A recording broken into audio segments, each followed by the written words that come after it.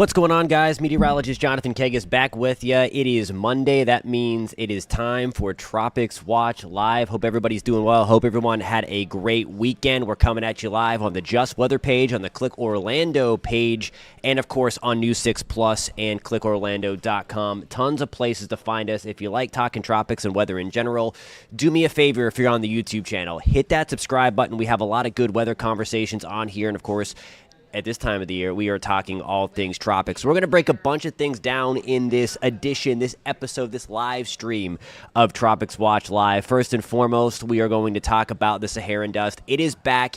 It is the biggest outbreak of the dust, the yearly occurring phenomenon of the season to date.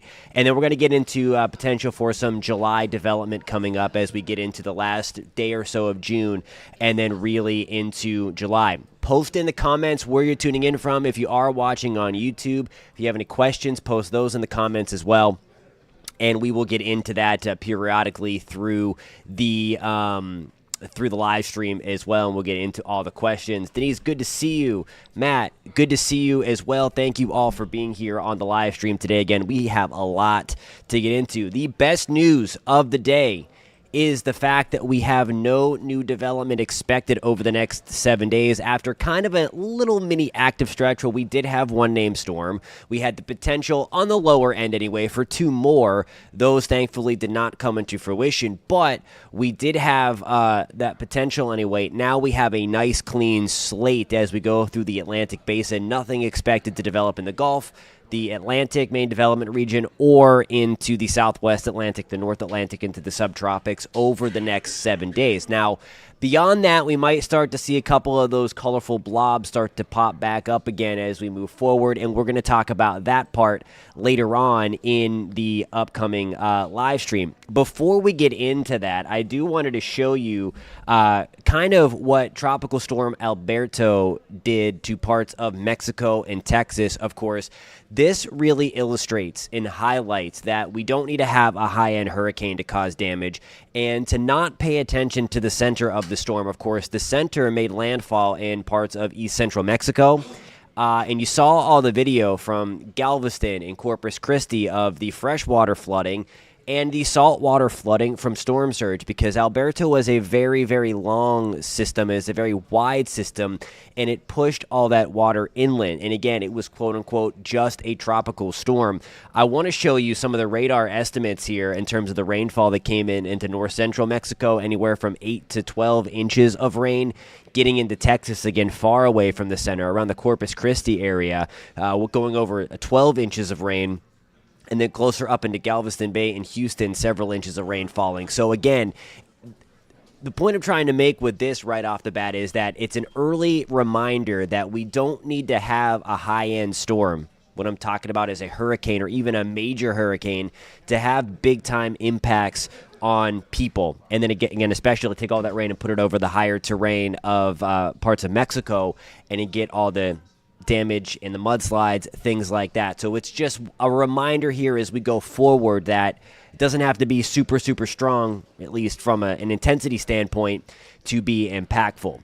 All right, on to the Saharan Dust now. We are talking about our biggest, quote-unquote, outbreak of Saharan Dust of the season. Now, we have reached our climatological peak when we're talking about the Saharan Dust. So keep that in mind, that we are at that point anyway where we have these batches of dust sliding across and from the Saharan Desert across the Atlantic and then working their way into the Caribbean. So we're starting to see that enter Trinidad and Tobago, the Windward and Leeward Islands. And as we get over the next few days, we're likely going to see parts of Puerto Rico, the Virgin Islands, and into the Greater Antilles, into parts of the Dominican, into parts of Hispaniola, into parts of Cuba, Bahamas, Turks and Caicos, and then eventually getting into Florida, I think, by the upcoming weekend. So just keep that in mind as we move forward, that it looks like we're going to have our round of dust. Now, I always say this, that this is literally the biggest catch-22 that we have in weather, because there's so much good with this, and then there's so much bad. On the positives, it does help to limit tropical development. Also on the positive, it does help to fertilize the rainforest in the Amazon. On the negative, though, it does help to fertilize some of those big-time seaweed, the big alga blooms that we have in the Atlantic, and it also helps to fuel red tide. We have that happen a lot as well. All the nitrogen and phosphates in there really help to get that going, and that can kill sea life. That can really do some damage to your health as well if we get that red tide going. It also messes with air quality when it is thick enough, and we see that a lot of times in the Caribbean. So there's a lot of good the Saharan dust does, but there's also a lot of negative side to this phenomenon that happens every single year. So I want to be clear about that we do see this phenomenon every single year. So this is nothing new. This is nothing hypey or anything like that. We get it going every year. All right, so I want to kind of show you a forecast now. And where we have 9 o'clock in the morning on Monday, or 11 o'clock in the morning, this will be Eastern time, we have some of the light concentrations of dust.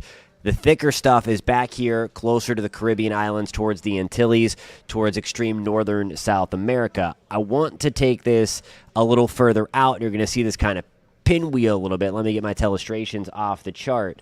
But this will continue through about Wednesday, and you see this thick concentration of dust now getting towards Jamaica, Cayman Islands, Cuba, certainly into Puerto Rico, Haiti, the Dominican Republic, into parts of the Turks and Caicos. And then as we get into the weekend, really Friday, Saturday, and Sunday, we're likely going to see this branch up and then pinwheel closer to Florida. So by Friday, Saturday, and Sunday, getting into the weekend, we're likely going to see some pretty decent concentrations of dust getting into the southeast corner of the United States, getting into Cuba, maybe even pinwheeling up. Let me change my color here. Pinwheeling up into the Yucatan Peninsula, and then eastern Gulf of Mexico as well. So that's where that pinwheel is going to continue moving through over the next couple of days and into the upcoming weekend. All right, before we get into the next segment, I do want to check up on some of the questions that we may have coming in. Kathleen is visiting the Bahamas next April. That is awesome. Cheryl, great to see you as well. Charles, thanks for tuning in from the Bahamas. And again, if anybody has any questions, continue to please post those in the comments section below. Let me check up on the Click Orlando stream for you real quick as well. Kevin, good to see you, my friend, on the Click Orlando stream. All right, so we just talked about the Saharan dust. Now going forward, we're going to talk about potential development as we round out June and then get into July. Of course, in next week's episode, we're going to talk about where July's kind of realm begins. We start to focus on other areas in the tropics as we get deeper into hurricane season. But for right now, again, as we're looking across the Atlantic basin, we have a couple of areas of disturbed weather, and this one is going to be just to the east of the Caribbean. We already have some thunderstorm activity around the Lesser Antilles, the Windward Islands, Trinidad and Tobago. We do have a pretty juicy tropical wave just to the east of Trinidad and Tobago right now. You see that kind of right in there. Let me get my telestrations turned on. That's the model forecast. We're going to go back to that model forecast in just 1 second. But first and foremost, I want to show you that wave number 1 right here that will bring some thunderstorms to parts of the Windward Islands over the next couple of days and through the middle of the week. I want to back this out and show you, again, here we have the ITCZ, the Intertropical Convergence Zone. That's that kind of strong out string bean area of thunderstorms that we have rolling on into part of the main development region of the Atlantic, and then back toward the African continent. We have a couple of extra waves trying to get going. One getting going right now and leaving the African continent, and then the next one still well over the African plateau right now. So the deal with these next two, that's what we are really going to watch. The dust coming into the dust that is hanging out in the Atlantic right now, I think, is really going to help keep things at bay. But there we go on your Monday. afternoon, you see this wave coming through, and you see that little spiral. So now we're checking things out early Tuesday morning.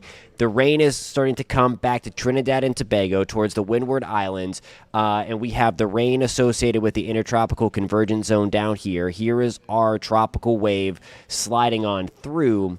Note where we have that system again pushing westward into the Western Caribbean. Now, I don't think this first wave that we are kind of highlighting into parts of the Eastern Caribbean, into Trinidad and Tobago, into the Windward Islands, it's going to develop prior. Still, though, we're looking for some pretty heavy rain and some thunderstorms. But once we get out into the Western Caribbean, the wind shear backs off a little bit. We also have the dust backing off a little bit, and that is where we could end up seeing maybe some development. And you see that little spiral here as it gets into Central America again. Again, development shot is going to be pretty low with that, but just know that it's not zero as it comes in.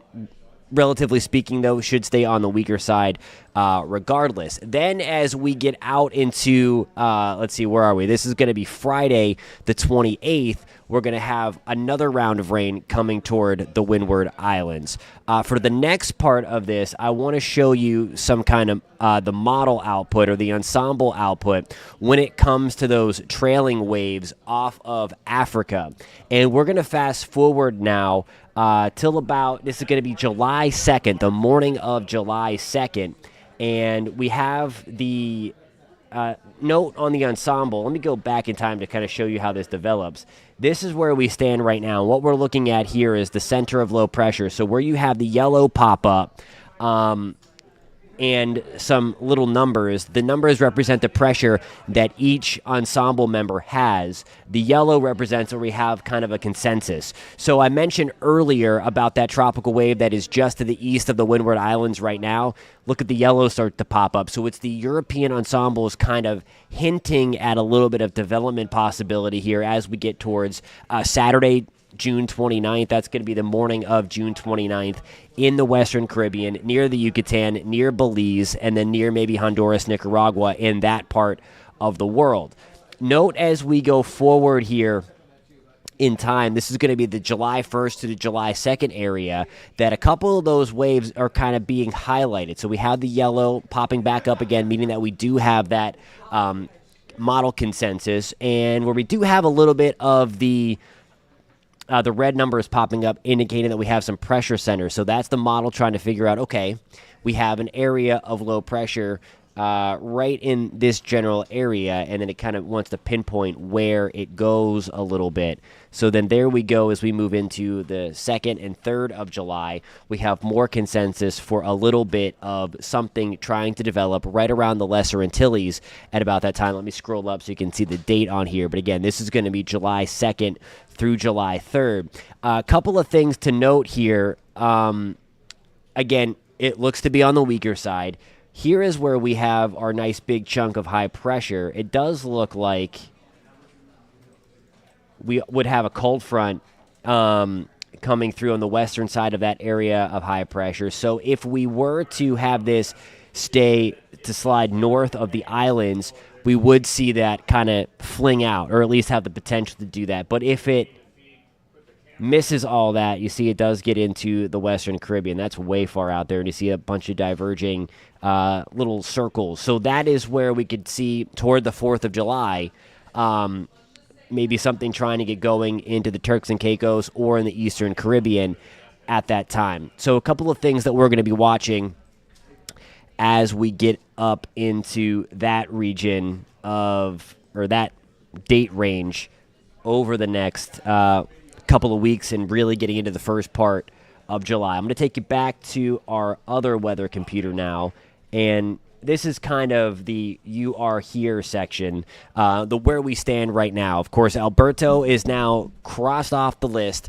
so the next named storm of the 2024 hurricane season is going to be Alberto. And again, we have a long way to go in hurricane season, unfortunately. That little bouncy dot, that's about where we're at right now. So we still have a lot of the season. About 85% of the season doesn't climatologically happen until we get into the middle of August. So there's a long way to go. So all of these features that are kind of popping up, yeah, it's in hurricane season, but really we're not into the meat and potatoes of this thing until we get a little bit later on in August. There's still a lot of time to go. Alrighty, guys, before we get into, before we wrap this up, I should say, if you're watching on YouTube and you like the content that you saw and you do like to stay updated on the tropics in a non-hypey kind of way, on a way that we break it down with science and meteorology and get real in depth, kind of like what we just did, especially if there's something out there, we really get in depth to kind of show you what is going on, to show you what's going on, and to all that stuff. Please hit that subscribe button if you're watching on YouTube. Give it a thumbs up as well, because it allows YouTube to send that out to more people so they get some good information rather than some of the hypey nonsense that might be out there as well. And there's also another way that you can stay updated on the tropics this hurricane season. Every Monday, in addition to these live streams that we do, and as necessary, again, if there's something brewing out there that I want everyone to be alerted of, you're going to get a visit from me, from my in your inbox from me every Monday, and as necessary as well. Head to clickorlando.com/newsletters. We have a bunch of newsletters on clickorlando.com. You can also take your smartphone and scan that QR code. That is going to take you to clickorlando.com/newsletters. And again, just scroll down, find the Tropics Watch newsletter, sign up. It is free. And then every Monday, you're going to get an in-depth breakdown, kind of a review of what we just did on the live stream. But there's also going to be a number of different things that you'll find in there that are going to be different. That comes out every Monday, a little bit later on into the afternoon or evening, depending upon how busy I get with tracking things. I'm going to work on that newsletter as soon as we sign off here, and then hope to get that to your inbox within the next couple of hours. But again, if you're interested in staying up on the tropics first and foremost, if you're watching on YouTube, hit that subscribe button for me. And again, if you want more in-depth stuff and you're watching from the Central Florida area or really anywhere in the world, scan that QR code. That will again take you to clickorlando.com/newsletters. Scroll down and find the Tropics Watch newsletter, and then you can scroll down and find that one as well.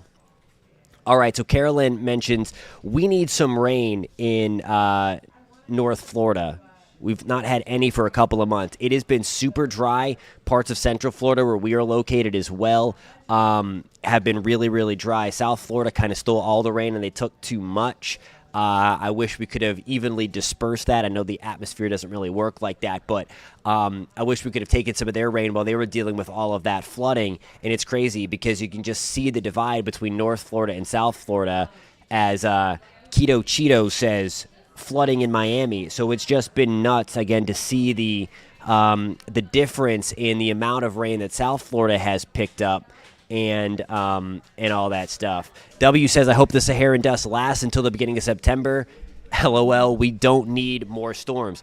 I couldn't agree more. Unfortunately, we typically see the dust back off, climatologically speaking anyway. Once we get to August, we're at our kind of peak dust the peak dust range right now. If you missed earlier in the video, this is our climatological peak of the Saharan dust. So we'll see what happens. We'll see if it keeps on going. But there are indications that dust is unfortunately going to back up.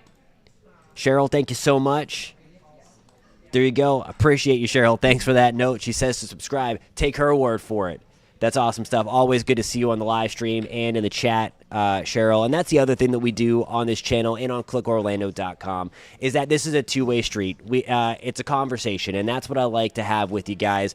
I like to tell you what I know. I like to empower you guys so that you know what to look out for and all that stuff, and to have this conversation on here that's kind of away from all of the garbage that may be out there on social media, to bring it back scientifically and all that stuff. And oh yeah, there we in the flat Earth stuff. Yeah, so we wouldn't actually be able to have storms if the Earth was flat. So that was that brings out a good thing. So there is one of those things that I'm talking about the scientifically and the meteorologically thinking.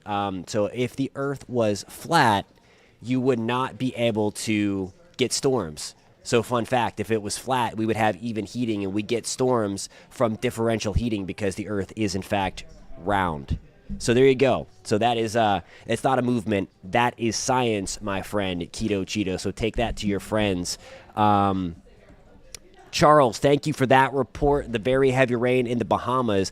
Let me bring you up the satellite before we go. The satellite and derived radar. One cool product that we have going on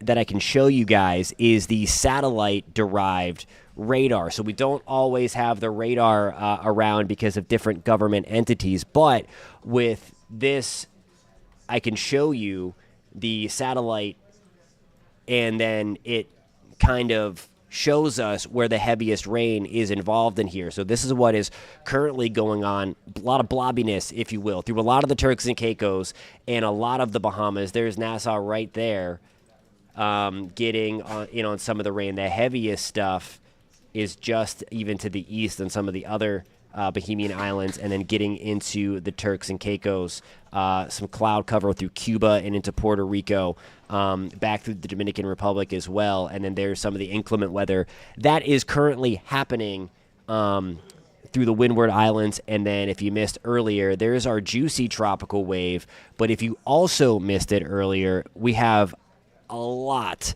of Saharan dust that is just building and building and building north of that wave. That'll help to gobble it up a little bit. But there is a shot that it that does it all, that keeps it always trying to gobble it up a little bit anyway.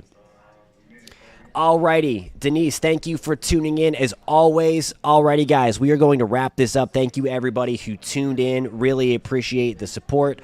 Really appreciate you guys bringing the conversation to the table as well. We have a lot of fun when we're not tracking anything life-threatening and crazy out there. So I like that we are nice and quiet right now, and we can just look at everything at point blank and break everything down. Thank you guys a ton for being here. Sign up for that Tropics Watch newsletter. clickorlando.com/newsletters. And if you happen to find this stream helpful, please give it a thumbs up. I would appreciate that. If you want to stay updated on all things weather, especially as we roll through hurricane season, do me a favor. If you are watching on YouTube, hit that subscribe button, and we will catch you next time. Have a great day, guys.